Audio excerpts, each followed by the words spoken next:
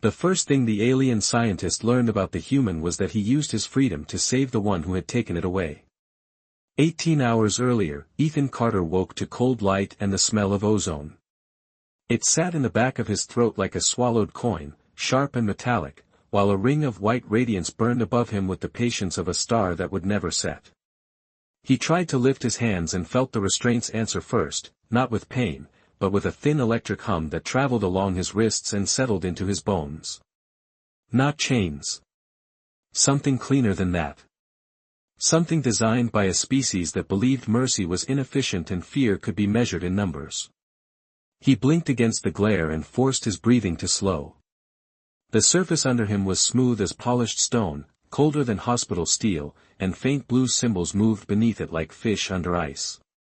A wall of glass stood 10 feet away, tall enough to make him feel small, and behind it shadowed figures watched in absolute stillness. Not guards. Not medics. Observers. Ethan turned his head and the room turned with him, all angles and silver lines, articulated scanner arms folded into the ceiling, vents whispering out sterile air, panels lit with signs he could not read but somehow already disliked. The place smelled wrong. Too clean. Too still. Like nothing had ever been allowed to die there and nothing had ever really been allowed to live either. A soft tone chimed. One of the figures stepped forward beyond the glass, taller than the others, slim and composed, with skin the color of deep ocean water under moonlight. Her features were almost human until they were not, too symmetrical, too calm, her eyes bright and reflective as if they gathered light instead of merely seeing it. She wore no badge Ethan could understand, but the way the others shifted around her told him what the room already had. Authority. She touched a panel, and a voice came through the hidden speakers in careful English. Subject H-27 is conscious. Ethan swallowed, throat dry. He looked straight at her and said, "My name is Ethan Carter." The woman did not react, at least not in any way he recognized. Around her, symbols changed. One of the smaller aliens tilted its head and entered something into a tablet of clear glass. The woman stepped closer to the barrier, hands folded behind her back. "Your vessel entered restricted research space," she said. "You were recovered for examination." Examination. Ethan almost laughed, but there was no room in him for that yet. He could still feel the phantom vibration of his rescue shuttle in his muscles, the memory of impact, the brief roll of blackness after the alarms. He had gone out to answer a distress pulse at the edge of mapped space. Now he was the distress signal. He studied the woman again, the precise stillness in her shoulders, the distance in her face. Scientist, he guessed. Not a soldier. That should have made him feel better. It did not. "What kind of examination?" he asked. Her gaze moved over him as though his question were data. Behavioral. Physiological. Adaptive. Ethan let the words settle between them. Behind the glass, one of the assistants shifted a tray, and something on it slipped with a sharp metallic clink. The smaller alien froze immediately, shoulders tightening, as if the sound alone were enough to invite punishment. Ethan caught the motion before he could stop himself. "It is okay," he said, voice rough but steady. "Happens to everybody." The assistant looked up in open confusion. The scientist did too. For the first time, something flickered behind those bright, unreadable eyes. Not understanding. Not anger. Something colder and stranger than either. Curiosity. By the time they moved him out of the first chamber, Ethan had learned 3 things about the research station. The air was kept just a little too cold for comfort. The lights never dimmed. And nobody here liked being spoken to as if they mattered. The restraints changed when the table rose beneath him and folded into a narrow transport frame, smooth white bands settling over his forearms and chest with a low magnetic sigh. A curved ceiling passed above him as he was guided down a corridor lined with glass walls and sealed doors, each one marked by vertical lines of silver text that looked more grown than manufactured. Behind one pane, pale mist drifted around stacked cylinders. Behind another, floating screens turned slowly in the dark like moons caught in orbit. The place was less a prison than a machine built to observe everything except itself. Ethan kept his head still and watched from the corners of his eyes. The assistants around him moved with disciplined precision, but there was strain in the small things, in the way one worker checked the same wrist display twice, in the way another stepped aside the instant a taller figure approached. Dr. Saren Val. He heard the name when one of them addressed her in a language that sounded like glass touched by rain, and for some reason it made the whole place feel more real. Names did that. They pulled people out of categories. Saren walked beside the transport without hurrying, hands clasped behind her back, expression calm enough to make a storm feel impolite. Up close, her skin held a faint iridescent sheen, blue at first glance but shifting toward teal when the corridor lights caught it just right. Her eyes stayed on the readings above him until she spoke. "You are stable," she said. Ethan turned his face toward her. "That sounds almost disappointing." One of the assistants looked up sharply. Saren did not. "Stability is useful," she replied. "It improves the quality of observation." Observation. Ethan let the word rest there. Through a wide window ahead, he caught a glimpse of stars beyond the station hull, cold and distant and bright enough to hurt.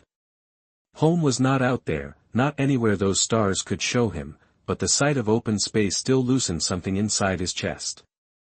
They brought him into a second chamber, smaller than the first, circular and quiet, with a single chair fixed at the center of the floor and sensor arcs built into the walls like silver ribs.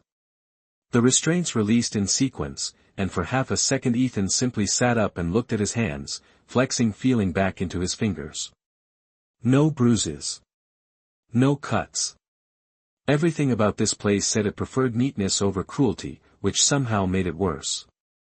Saren remained near the door while two assistants adjusted the scanners.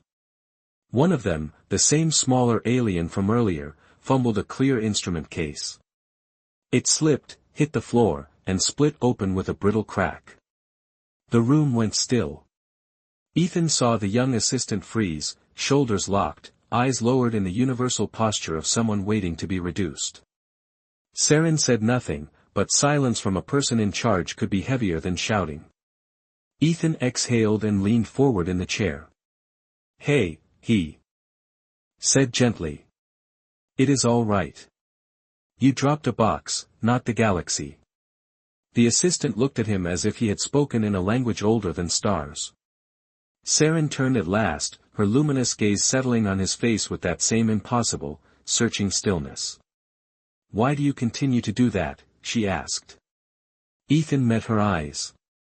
"Do what?" "Treat nervous people like they can breathe again," Saren said. And for the first time since he woke under the white light, Ethan saw something human flicker through the alien calm. She was not offended. She was asking. For a moment the chamber felt smaller, as if the question itself had taken up space in the air. Ethan sat back in the restraint chair and studied Dr. Saren Val across the cool white floor. The sensor arcs above him gave off a faint electric whisper, and somewhere behind the walls pumps moved recycled air through hidden channels with the steady rhythm of a sleeping machine. Everything in the room had a purpose. Everything except, apparently, kindness. Ethan let out a slow breath. "Because it helps," he said. Saren tilted her head very slightly, the motion precise enough to seem mechanical and curious enough to seem anything but. The younger assistant was still crouched near the broken case, unsure whether to gather the scattered tools or disappear. "Helps what?" Saren asked. "Him," Ethan said, nodding toward the assistant. "Me too, sometimes." That answer passed through the chamber like static. One of the wall displays shifted, streaming lines of pale symbols that pulsed faster for a second, as if the station itself had become interested. Saren stepped closer. Her voice remained calm, but something under it had changed. "You are the detained subject. Your circumstances are the least favorable in this room. Why direct energy toward stabilizing someone else?" Ethan almost smiled. "Because fear spreads. So does the opposite. Saren looked at him in silence. The younger assistant finally gathered the tools with careful, shaking hands and backed toward the side table. Ethan noticed Saren notice it too. If she cared, she hid it well. If she did not care, she was beginning to wonder why someone else did. A narrow band of light moved across Ethan's chest from one of the scanners, warm for a second, then gone. Numbers climbed across a curved display overhead. Heart rate. Neural activity. Stress. Markers. He had seen enough med bays in his life to recognize the shape of observation even when he did not understand the language wrapped around it. Saren glanced at the readings and then back at him. Your physiological signals suggest discomfort, she said. Yet your verbal tone remains controlled. Ethan looked up at the scanner arm above him. Maybe your machines are better at reading bodies than people. Behind Saren, one of the assistants made a tiny sound that might have been surprise. The scientist did not rebuke it. She only folded her hands behind her back again and circled half a step, studying him from a new angle as if truth might look different from the side. On your world, she said, is this common? This behavior. Ethan knew what she meant. Not the question, but the way she said behavior, as if compassion were something between a reflex and a defect. Sometimes, he answered. Not enough. But enough that most of us know it when we see it. Saren stopped beside the instrument table where the cracked case now lay neatly reassembled in separate pieces. One long blue finger hovered over the edge of the table without touching it. Among my people, she said, emotional interference is considered a threat to clarity. Comfort alters outcomes. Attachment introduces error. Ethan looked at her for a long second, then at the silent assistants, then at the sealed door with no window and no handle he could reach from here. Suddenly the whole station made a different kind of sense. It was not only built to study life. It was built to keep feeling from contaminating the work. That was why the place felt so cold, even when the temperature barely changed. So that is it, Ethan said softly. You all think caring ruins the data. Saren turned her luminous gaze back to him. Does it not? Ethan thought of rescue calls answered too late, of holding frightened strangers steady while alarms flashed red, of people surviving not because the odds were good but because somebody chose not to leave them alone. He met her eyes and said, sometimes caring is the data. That time nobody in the room moved at all. Silence settled over the chamber with the soft precision of snowfall, light enough to seem harmless and cold enough to change everything beneath it. Dr. Saren Val did not answer right away. Her gaze stayed on Ethan with that bright, unreadable stillness that made him feel less like a prisoner and more like a question nobody in this station had prepared to hear. Then she turned toward the nearest display, and the curved screen bloomed with fresh lines of data, pale silver symbols flowing over a field of blue. She read them without expression. Elevated autonomic response, she said at last. Increased neural coherence during interpersonal engagement. Ethan leaned his head back against the chair and stared at the ceiling arcs. That sounds like a fancy way of saying I meant it. One of the assistants lowered its head, and this time Ethan was almost sure the movement hid amusement. Saren touched the panel again. The restraint field around his wrists brightened for a second, then dimmed to a lower intensity. Not freedom, but not quite the same captivity either. A small adjustment. A small decision. Ethan noticed it. So did she. This next sequence is non-invasive, Saren said. We will introduce controlled stressors and observe your adaptive reasoning. Ethan turned his face toward her. You really know how to make a guy feel welcome. The younger assistant from before, the one with the cracked instrument case, moved to a side console and hesitated before activating it. A low tone drifted through the chamber, so soft at first Ethan thought he imagined it. Then the lights changed.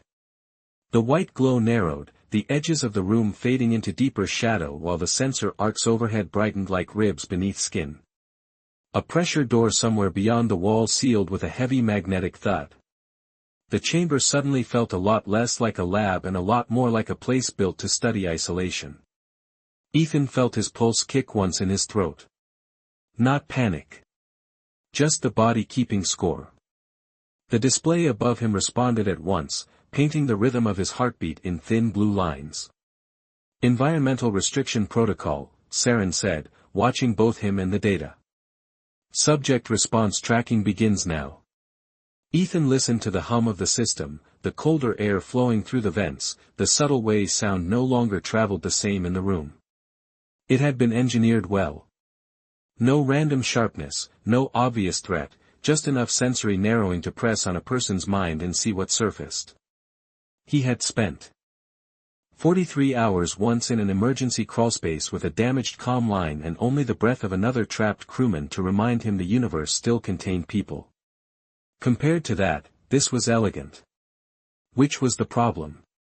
Elegant things could still break you. Across the chamber, the younger assistant glanced up from the console too quickly, then down again. Ethan noticed the tremor in those narrow hands. Not fear of him. Fear of failing in front of her. He drew in a breath of cold, processed air and spoke before the silence could harden.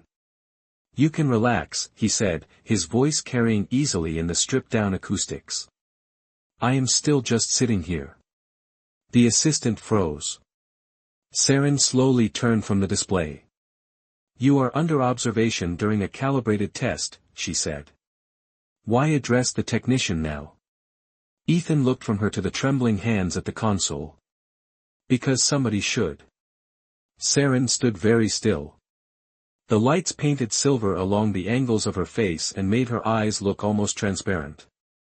On the screens above them, his stress index should have been climbing, and maybe it was. But another graph had changed too, one he could not read, one that drew Saren's attention longer than the rest. Finally she asked, softer than before, "On your world, when one individual is afraid, do others always respond this way?" Ethan let the question breathe between them before he answered. "No," he said. "But the good ones try." This time Saren did not look at the data first. She looked at him. The test ended without announcement, which somehow made it feel less like mercy and more like habit. The narrowed lights returned to their original brightness one strip at a time, the shadows peeling back from the circular walls until the chamber was white again, clinical and precise and impossible to trust. The pressure in the air eased. A tone sounded from the ceiling. On the display above Ethan, the blue lines of his pulse slowed into steadier patterns, though not because the room had become safer. He had simply learned its rhythm.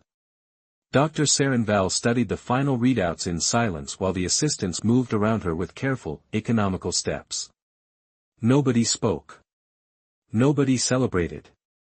Nobody even seemed relieved that the subject had performed within expected biological limits. They behaved like people who had been taught that reaction itself was a kind of failure.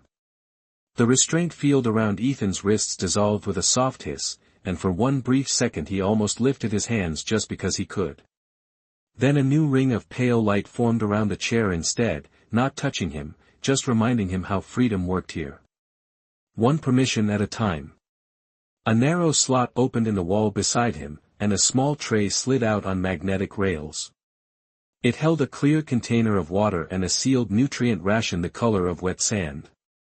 Ethan stared at it for a moment, surprised by how quickly hunger made itself known now that the test was over. His stomach had been quiet while he was being watched. It found its voice the second they looked away. "Standard recovery allotment," Saren said without turning. "Consumption is recommended before transport." Ethan picked up the ration packet. It was warm from the dispenser, slightly flexible, engineered for utility rather than pleasure. He was about to tear it open when he noticed movement near the side console. The younger assistant was still there, shoulders drawn tight, fingers resting against the edge of the station as if the effort of remaining upright had become something deliberate. Up close, under the harsh lab lights, the assistant's blue-green skin had gone dull around the eyes. Not injured. Not sick, exactly. Just exhausted in that deep, quiet way people got when rest had become theoretical. Ethan looked down at the ration in his hand, then back up. He did not think very hard after that. He stood, the pale boundary ring brightening at his feet, and crossed the few feet it allowed him before the field stopped him with a gentle invisible resistance. He held the packet out through the space between himself and the console. "Here," he said. "You look like you need this more than I do." The assistant recoiled on instinct, not from him, but from the offer itself. Wide reflective eyes flicked toward Saren so quickly the motion was almost painful to watch. The room did not freeze this time. It sharpened. Every small sound seemed to gain an edge. Saren turned slowly from the data display, her expression unreadable. "That nourishment was issued for your metabolic recovery," she said. Ethan kept his hand out. "Then log me as difficult," he replied. The assistant stared at the ration. "Hack it as though it were a tool with no known purpose." Saren took one step closer. "Why relinquish a resource that supports your own condition?" she asked. Ethan met her gaze over the outstretched packet. "Because tired people make mistakes," he said. "And because where I come from, if somebody looks like they are running on fumes, you do not make them earn basic decency first." For a long moment no one moved. Then the assistant, trembling just enough to make it obvious, reached forward and accepted the ration with both hands. The assistant took the ration as if it might vanish the second it touched his hands. For a heartbeat nobody in the chamber moved. Then the younger alien lowered his head, not in the practiced angle of obedience Ethan had seen all day, but in something smaller and less stable, something that looked dangerously close to gratitude. Dr. Saren Val watched the exchange with the stillness of someone witnessing a reaction her equations had not predicted. The pale light around Ethan's feet remained bright, humming softly at the edge of his borrowed freedom, but she did not increase it. She did not call security. She only said, "Consume it." The assistant hesitated, eyes flicking from the ration to her face. When she gave the slightest nod, he obeyed at once, breaking the seal with careful fingers and swallowing a measured portion as though even hunger here had rules. Ethan felt his own stomach complain again, low and hollow, but the sound barely mattered. The room had changed in a way no instrument could sterilize. Something had passed between prisoner and observer that did not belong in a clean system. Saren stepped closer, her gaze resting on Ethan with renewed intensity. "You deprived yourself to improve the condition of a lower-ranked technician," she said. Ethan lifted one shoulder. "That is one way to say it." Her eyes narrowed by a fraction. "Offer a more accurate phrasing." Ethan looked past her at the young assistant, whose skin had already regained a little of its luster under the hard white lights. "I saw somebody running on empty," he said. "I had food. That is the whole mystery." Saren held his gaze. "Resources are distributed here according to role, output, and biological requirement." Ethan exhaled through his nose. "Yeah, we do systems too on Earth. We just try not to confuse them with worth." The words landed harder than he intended, not sharp, but honest enough to draw silence in their wake. One of the wall displays shifted to a fresh set of metrics, and Saren read them without turning her head. "Elevated emotional resonance among observing staff," she said quietly, almost to herself. Ethan caught that. Emotional resonance. A lab phrase for a room full of people feeling something they had no approved label for. The younger assistant finished the ration and set the empty packet on the console with both hands, almost ceremonially. Then, after a pause that seemed to cost him more than any spoken report, he said in careful English, "My designation is Turin." Ethan blinked. It was the first name anyone here had offered him freely. "Good to meet you, Turin," he said. A strange current moved through the chamber. Two other assistants looked up from their stations. One actually missed a data input and had to start over. Saren did not interrupt. If anything, she looked more focused than before, as though the room itself had become an active experiment. She stepped toward the central console and touched a sequence of luminous controls. The pale barrier at Ethan's feet dissolved. Not completely open, but wider now, extending several more feet in every direction. It was not trust. It was not kindness. It was curiosity wearing the mask of permission. New protocol, she said. Subject H-27 will undergo relational assessment in a live observational environment. Ethan glanced at her. You have a nicer way of saying social experiment. Saren ignored that. Then she surprised him by adding, you may remain standing. Ethan rose fully from the chair, rolling stiffness from his shoulders as the cool station air brushed over him. He had been watched since the moment he woke, but this felt different. Less like being measured. More like being considered. Across the chamber, Turin looked at him once, quickly, then away. Yet the expression on the young technician's face stayed with Ethan long after. Not fear. Not confusion. Recognition.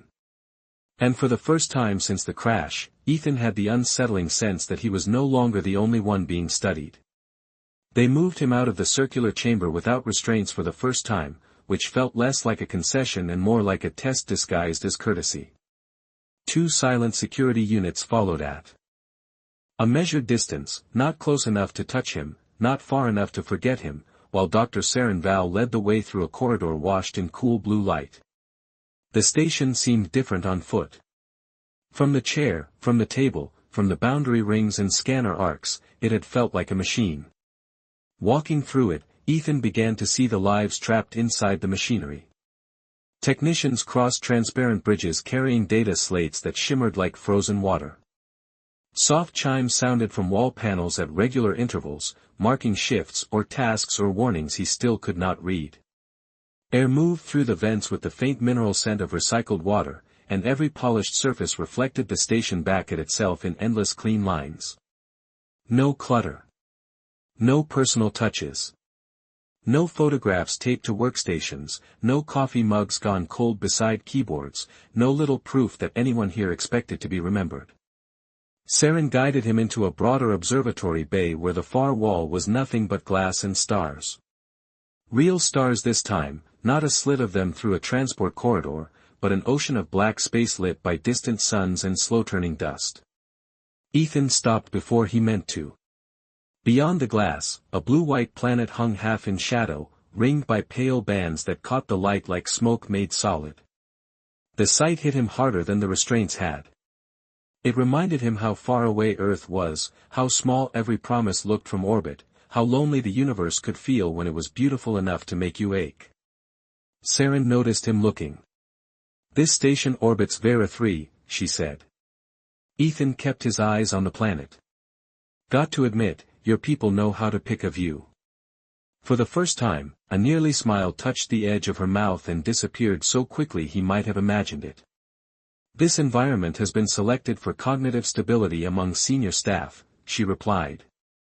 Ethan glanced at her. On my world we usually just say it helps people breathe. Saren folded her hands behind her back and stood beside him facing the stars, blue skin silvered by reflected light from the planet below. The observatory was quiet except for a low harmonic hum in the floor and the occasional whisper of distant footsteps. No assistants here. No humming restraints. Just the glass, the planet, and the woman. Who had started looking at him less like a specimen and more like a contradiction. Relational assessment protocol, she said after a while, requires unstructured interaction in a low-threat setting. Ethan turned toward her. So this is the part where you study me by making conversation. She met his eyes. In part. He leaned one shoulder against the rail built along the window. Then let me save us both some time. Ask what you actually want to ask. Saren was silent for so long he thought she might refuse. Instead she said, when you offered sustenance to Turin, did you anticipate reward? No. Social leverage? No. Future debt? Ethan shook his head. No. Her luminous gaze did not leave his face. Then why did you feel satisfaction after the exchange? Ethan looked back out at the planet below, at the curve of cloud and light and shadow too large for any one species to own. Because, he said softly, somebody looked less alone than they did a minute before. Saren said nothing. But beside him, in the reflection on the glass, he saw her lower her eyes as if that answer had landed somewhere deeper than the station's instruments could reach. Saren did not move away from the glass right away. The stars beyond the observatory burned in perfect silence, but inside the station something quieter had shifted, something Ethan could feel without seeing, like a door opening in a room he had not known existed. For several seconds she stood with her hands folded behind her back, gaze fixed on the blue-white planet below, and when she finally spoke her voice had lost some of its clinical edge. "Among my people," she said, "reducing another individual's sense of isolation is not considered a meaningful act." Ethan turned his head toward her. "That sounds like a polite way of saying you all do not do comfort." Saren accepted the bluntness without offense. "We do not. Emotional soothing is categorized as distortion. It interferes with resilience modeling, grief adaptation, and decision efficiency." Ethan let out a breath through his nose. "So when somebody is scared, hurting, or grieving, you just leave them alone." She was quiet for a beat too long. "We allow them privacy," she said. He looked back at the stars, then at her reflection in the glass. "That is not always the same thing." The low hum in the floor seemed louder now, or maybe the silence between them had become more honest. Saren turned slightly, enough that the reflected light from Vera 3 traced silver along her cheekbones and the fine lines of her collar.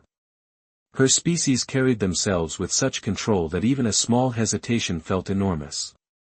"On Valari worlds," she said, "emotional dependence is regarded as developmental weakness. Juveniles are trained early to regulate distress without external reassurance. Touch is functional. Language is informational. Rituals of consolation were phased out centuries ago." Ethan stared at her for a second. Consolation rituals. That was one way to describe staying with someone through the worst night of their life. He thought of hospital corridors on Earth, of hands gripping coffee cups at 2 in the morning, of sitting on cold flooring beside strangers because bad news should not arrive to an empty room. He thought of rescue crews talking to trapped survivors not because words could move debris, but because panic could bury a person long before stone ever did. He faced her fully. "So no hugs, no sitting with somebody who is falling apart, no telling a kid it is going to be okay even when you do not know if it is." Saren held his gaze. Those behaviors would be interpreted as reinforcing instability.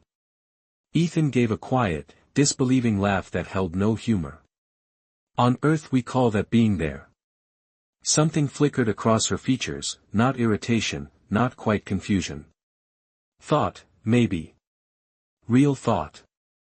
She moved a few steps farther along the window, and he followed without being asked, the 2 security units remaining far enough back to feel almost respectful.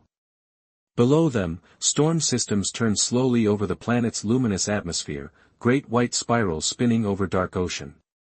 Saren stopped near a recessed alcove where a narrow bench faced the glass.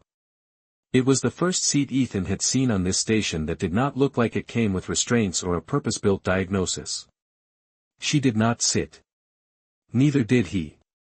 "A member of my brood cluster ceased function during our 12th cycle," she said suddenly. The words were so formal that for a moment Ethan did not understand them. Then he did. "A brother, maybe. A sister. Someone lost."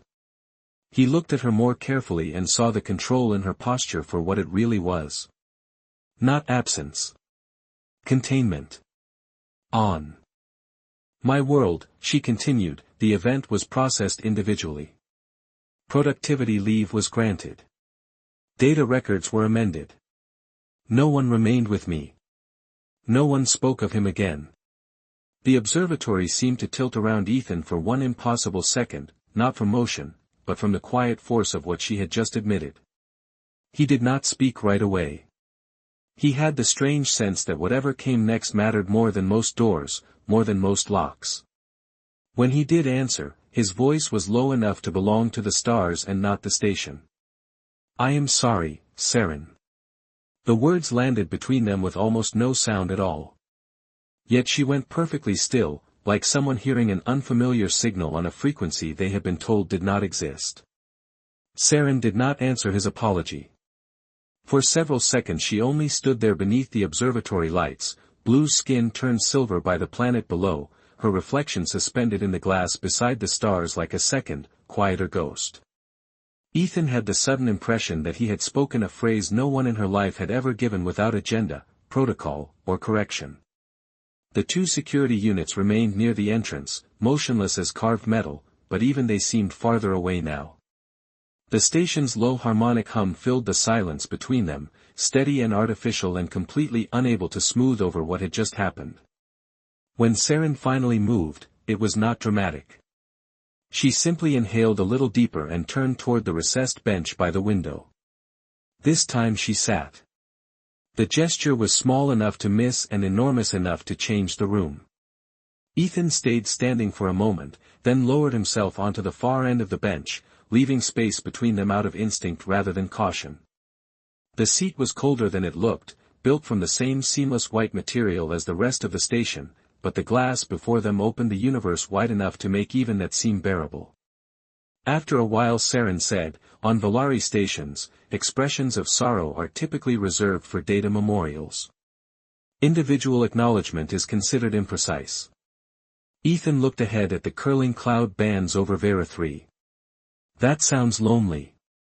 Saren did not disagree. Her hands rested lightly together in her lap, fingers interlaced so carefully they might have been holding the shape of control in place. The one I lost was named Avar, she said. Ethan turned to her at once. It was the first personal detail she had volunteered that was not framed like a report. He waited, and after a pause she continued. He was older by one cycle. He was efficient, difficult, and relentlessly curious. He once dismantled an atmospheric sampler because he wished to know whether machines grew more honest when opened. Despite himself, Ethan smiled. Sounds like my kind of trouble. A faint, almost startled softness crossed her face. He was not considered suitable for leadership, Saren said. He questioned too many accepted structures. Ethan leaned back against the bench and looked at her more carefully. Then I bet he was a lot more suitable than anybody realized. Her eyes shifted toward him, luminous and searching.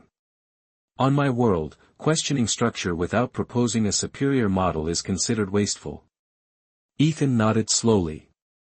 On mine, sometimes it is how better models start. Something in that answer seemed to settle over her rather than strike. She looked back to the stars. I have reviewed your responses repeatedly, she said.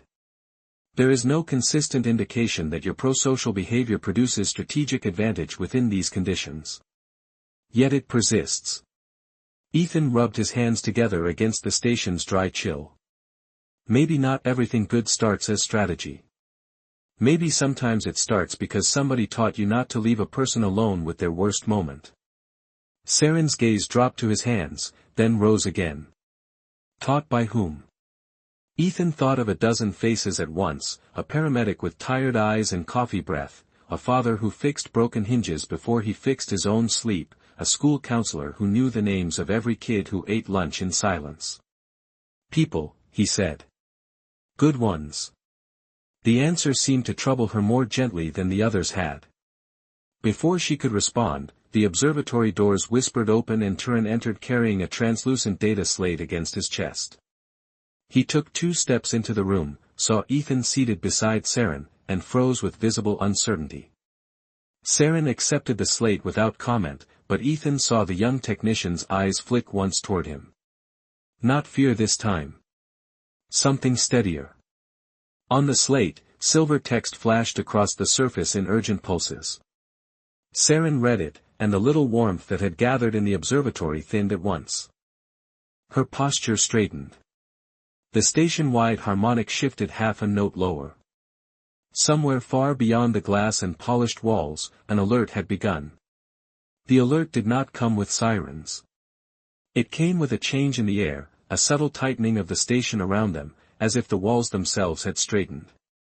Thin amber lines lit along the observatory floor, replacing the soft blue glow with something sharper, more official. Across the glass, Vera 3 still turned in silence, serene and impossibly distant, but inside the room the quiet had gone brittle.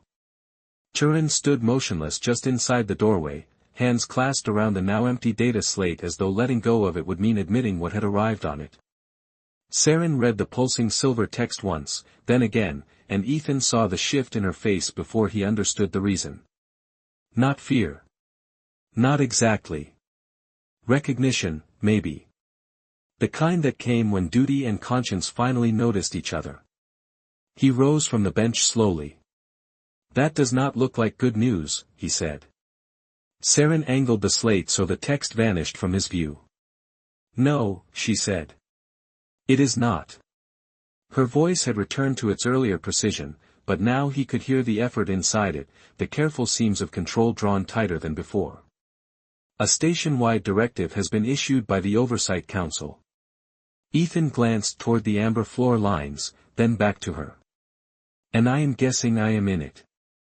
Saren met his eyes for a single second before answering. Your behavioral profile has been reclassified. Turin lowered his head. Ethan felt the words before he understood them. Reclassified how? Saren held the slate against her side. As a cognitively disruptive subject. The phrase landed in the observatory with all the warmth of vacuum. Ethan let out a slow breath. That is one hell of a way to describe being nice to people. Turin's fingers tightened. Saren did not correct Ethan this time. She only said, your interactions have produced measurable deviations in staff effect regulation, task consistency, and relational prioritization. In simpler terms, Ethan said, I am getting under your systems. Saren's silence was answer enough.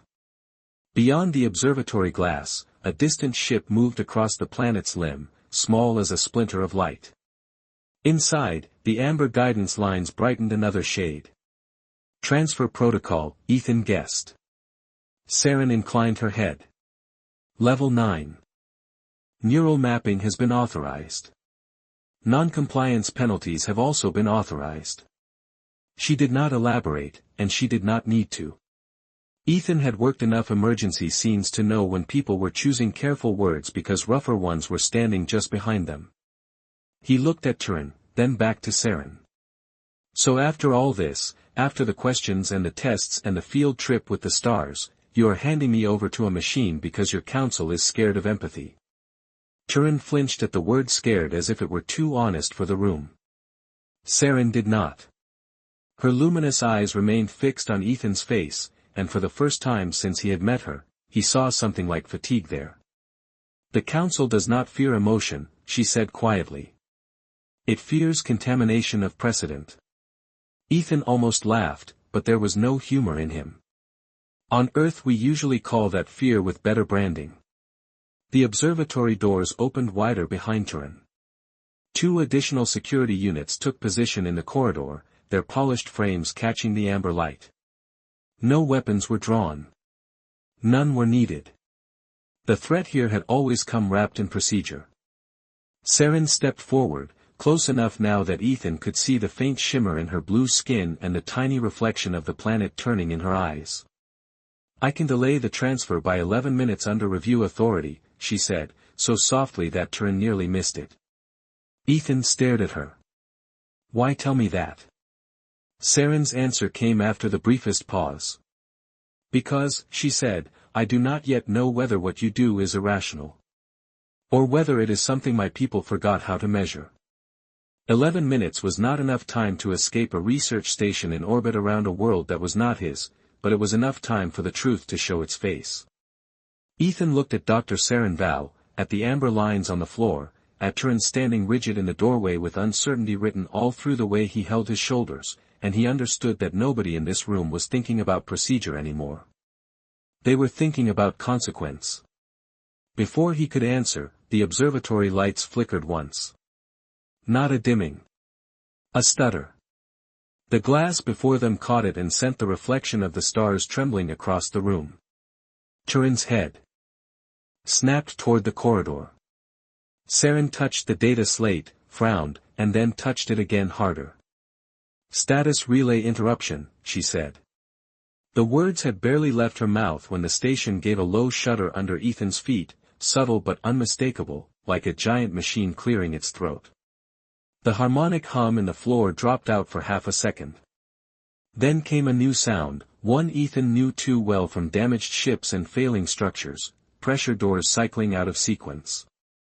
All along the corridor outside the observatory, panels flashed from amber to red.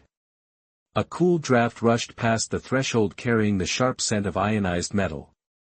Turin whispered something in his own language, quick and shaken. Ethan did not need a translator to hear the fear in it. Saren was already moving, crossing to the central wall console near the glass. Her fingers flew over the controls with controlled speed, but the display answered with scrolling bands of silver text that turned red the instant they appeared. Sector interference cascade, she said, more to herself than anyone else. Containment and transport routes are desynchronizing. Ethan stepped closer. In English. She looked at him once, eyes bright and sharpened. Parts of the station are no longer listening to each other. As if to prove her right, the observatory doors slammed halfway shut, reopened 3 inches, then locked in place with a grinding magnetic complaint. The 2 security units in the hull froze where they stood, their status lights blinking erratically. Turin took a step back. The floor jumped again, harder this time. Somewhere deeper in the station a muffled impact rolled through the walls, not loud enough to be an explosion, but heavy enough to make the glass hum. Overhead, a lattice of white lights failed in a wave, plunging half the observatory into blue shadow. Ethan felt his body choose before his mind finished catching up. He crossed the room in 3 strides and caught Turin by the shoulders just as the young technician lost balance near the doorway. Easy, Ethan said, steadying him. Breathe first. Move second. Turin stared up at him, stunned less by the instability than by the fact that the detained subject had reached for him without hesitation. Saren turned from the console. The transfer corridor is sealed, she said. Backup routes require passage through the central system's spine. Ethan glanced toward the half-open doors, beyond them to the corridor where the security units now stood dead still like abandoned statues. And your council still wants me in a machine in about 10 minutes. Saren's expression did not change, but her answer came softer than before. The council is no longer my immediate concern. Another shudder passed through the station, followed by a thin, rising tone that began somewhere far away and spread through the air like ice forming across water. Not a siren. A systems distress call. Turin's face lost what little color it had left. Juvenile Research Wing, he said. The override net just dropped there. Ethan turned to Saren. Juvenile. She met his gaze, and for the first time since he had known her, the control in her features gave way to something rawer and infinitely more dangerous. Worry. There are 37 younglings in that sector, she said. Then the emergency lights shifted from red to white, and every lock on the observatory doors released at once. The doors slid fully open with a harsh mechanical sigh, and the corridor beyond them flashed white, then blue, then white again as the station struggled to decide what kind of emergency this was. Ethan did not wait for permission. He was already moving when Saren stepped into the hall beside him, Turin close behind with the data slate clutched to his chest like a fragile heart. The 2 disabled security units remained frozen where they stood, polished and useless, their status lights blinking in slow confused rhythms. The air in the corridor had changed. It tasted dry and metallic now, charged with overheated circuitry and the faint chemical bite of failing insulation. Farther down the passage, staff were emerging from adjacent bays in controlled but unmistakable distress, their precise station discipline fraying at the edges as doors sealed, reopened, and sealed again without pattern. Overhead, a calm synthetic voice repeated route advisories in Saren's language, but the messages overlapped, contradicted one another, and dissolved into static before they finished. Turin checked the slate and swallowed hard. The direct route to the juvenile wing is compromised, he said. Secondary passage through the central system spine is still partially open. Ethan glanced at Saren. Partially open is usually a bad phrase where I come from. Saren did not slow. It is the only phrase available. They turned into a narrower transit corridor where the lights ran in a single bright strip along the floor, guiding them through curved walls of silver-white composite. Through inset observation panels Ethan caught flashes of the station's deeper life, technicians rerouting power through hand consoles, med staff rolling emergency units, a cluster of researchers standing motionless around a dead display as though stillness itself might repair it. But what stayed with him most was the sound. Not alarms. Not shouting. The thin, high, frightened noises of children carried faintly through the station-wide comm net whenever it crackled open by accident. Saren heard it too. He could tell by the way her jaw set. They reached a bulkhead marked by vertical amber bands. Turin worked the manual release while Saren overrode the lock sequence with her palm against a luminous panel. The door opened halfway and stopped. Ethan stepped forward without thinking, braced his shoulder against the edge, and pushed just enough to create a passable gap. The metal groaned in protest but gave. Turin stared. Saren did not waste the second. She slipped through first, then turned back as Ethan followed. Beyond the bulkhead, the central system spine opened around them, a long cylindrical passage lined with exposed conduits, maintenance ladders, and streams of blue-white data moving beneath transparent wall panels like trapped lightning. The station felt less polished here, more honest. It looked like what it really was, a machine trying very hard to pretend it had no soul. Halfway across the spine, the comm net flared clear for a moment. Crying. Small voices. Then a single older voice trying and failing to suit them with the flat formal cadence of someone who had never been taught how. Ethan stopped. The sound was coming through a maintenance channel in the wall. Saren turned. The juvenile wing's local network, she said. It is still transmitting. Ethan held out a hand. Give me the channel. Turin looked at Saren. She hesitated for only a heartbeat, then passed the slate to Ethan herself. He keyed the audio route open and spoke into it, keeping his voice low and steady the way he had in damaged shuttles and collapsed service tunnels and all the places where panic grew faster than fire. Hey. My name is Ethan. You do not know me, but you are not alone right now. I need you to listen to the nearest grown-up and take one deep breath. With me. Just one. That is all. The crying did not stop at once, but it changed. It thinned. It broke around his words instead of drowning under them. Beside him, Saren went completely still. In the blue light of the system spine, with the station trembling around them and 37 frightened younglings on the other end of a failing channel, she looked at Ethan Carter not like a subject, not like an anomaly, but like the answer to a question her people had forgotten how to ask. By the time they reached the juvenile wing, the children were breathing in time with a human voice they had never seen. The corridor outside the sector was dim and unstable, lit only by emergency strips that washed the walls in a pale, uncertain glow. Frosty vapor drifted from a ruptured cooling vent near the ceiling, turning the air sharp and cold against Ethan's face, and the sealed doors ahead pulsed with alternating red and white as the station argued with itself over control. Behind the barrier he could still hear small voices through the open channel on Turin's slate, no longer crying all at once, no longer spiraling, but waiting. Listening. Ethan took another steady breath into the calm. You are doing great, he said. Stay close together. Keep your eyes on the adult with you. We are almost there. Saren was already at the access panel, blue fingers moving over the interface with a speed that bordered on fury. The system rejected her first command, then her second.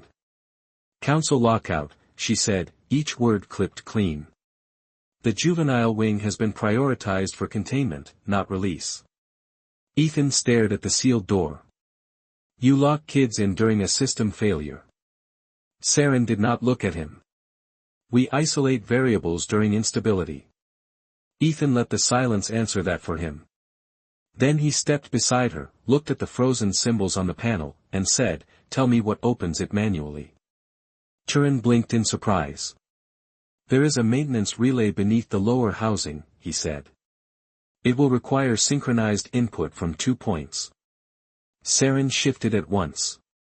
Ethan knelt at the base of the panel, fingers searching beneath the smooth casing until he found the recessed latch. It burned cold against his skin. Together, he and Saren triggered the release. The door shuddered, resisted, then rolled open a foot at a time with a grinding mechanical protest that echoed down the corridor like an old animal waking up. Warm air rushed out, carrying the smells of synthetic fabric, nutrient packs, antiseptic, and something else Ethan had not expected here at all, the unmistakable scent of fear shared by children. Inside the shelter chamber, 37 younglings huddled in clusters around 2 adult caretakers whose formal composure had long since failed them. Some of the children were very small, their luminous eyes huge in the dimness, their skin tones ranging from sea blue to green gold to silvery violet. They all looked toward the opening door at once. Not with trust. Not yet. Just hope desperate enough to risk disappointment. Ethan stepped through first because sometimes the calmest face in a room had less to do with authority than willingness. He lowered himself slowly to one knee so he would not tower over them and kept his hands open where they could see them. "Hey," he said softly. "You already did the hard part. You stayed together." One of the smallest children pressed close to a caretaker's side and asked something in a trembling voice. The caretaker looked helplessly to Saren, but Ethan had already learned enough to recognize the question in the sound. "Are we safe?" He looked at the child and answered the only way he knew how. "We are getting safer every minute." Around him the atmosphere changed in tiny, fragile increments. A child near the back loosened their grip on a bench. Another wiped their face. One of the caretakers, still visibly shaken, whispered to Saren in her own language. Saren listened, then did something Ethan would remember longer than the stars. She knelt beside him in full view of the children and said, in clear and careful English, "You may listen to him. His method is valid." Turin made a soft sound behind them, almost like disbelief turning into reverence. The station trembled again, but less violently this time. Somewhere in the walls, systems were reconnecting. Power stabilized sector by sector, and the emergency strips brightened from weak white to steady blue. Overhead, the calm synthetic station voice returned, no longer fractured, announcing restoration of environmental controls. The crisis was easing. But the real change was already there, written across the room in the way the children reached for caretakers and the caretakers, awkward and unsure and years too late, finally held them back. Minutes later, when evacuation teams arrived, they found no chaos waiting for them. They found order. Breath. Small hands linked together in lines. They found Dr. Saren Val standing beside the human subject the council had labeled cognitively disruptive, her expression unreadable to everyone except Ethan. In that look he saw grief, wonder, and the first dangerous shape of defiance. Later, when the station lights returned fully and Vera 3 turned calm beneath the glass again, Saren met the Oversight Council over an encrypted channel and submitted her final classification. Ethan did not hear every word, but he heard enough. Human behavioral pattern, she said, is not pathological. It is not primitive. It is a stabilizing force expressed through voluntary compassion, identity recognition, and shared emotional regulation. There was a pause on the channel. Then a colder voice asked whether the subject remained suitable for invasive mapping. Saren looked through the observatory glass to where Ethan stood with Turin among the restored blue lights, and when she answered, her voice did not shake. "No," she said. "He is not a subject. He is a person." When the transmission ended, she crossed the room and placed a small silver tag in Ethan's hand. His name, printed cleanly across its surface in station script and English beneath it. Ethan Carter. He looked at it for a long moment, thumb brushing the letters as if they might disappear. Then he looked up at her. Around them, the station breathed in its old mechanical way, but nothing about it felt quite as cold as before. Saren held his gaze and said, almost quietly enough to be mistaken for thought, "We captured you to understand your species. Instead, you reminded us what understanding is for." Beyond the glass, the stars